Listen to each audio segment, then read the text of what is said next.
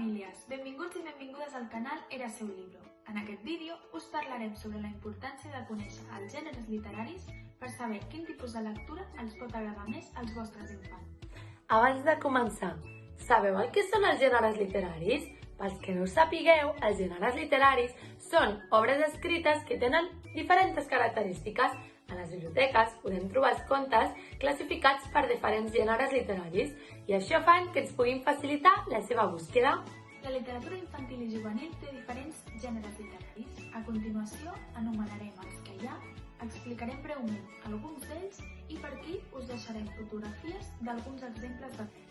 Primer de tot, comencem amb els més coneguts, és a dir, els que es poden sonar una miqueta més, com poden ser les novel·les, com La caseta de xocolata, o els contes populars, com per exemple, que segur que el coneixem, Rínxols d'or i els tres ossets, el teatre, la poesia, per exemple, com No com tots, i les llegendes, com per exemple, que tots la coneixem, la llegenda de Sant Jordi.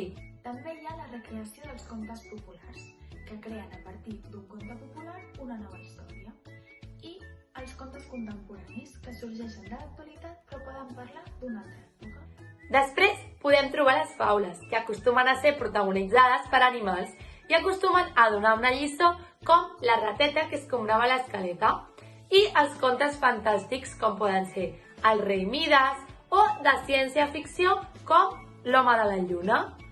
Per anar acabant podem trobar el drama, on parla normalment d'alguna tragèdia, el realisme crític o amarg, que parla sobre situacions problemàtiques freqüents en el món, i la novel·la negra, on acostuma a parlar sobre la investigació d'algun... Hi ha un gènere literari que es diu la corrent alliberadora, i aquests contes intenten trencar una mica amb la ideologia o un esquema social marcat, com per exemple les girafes també poden ballar o les princeses també estilen pets.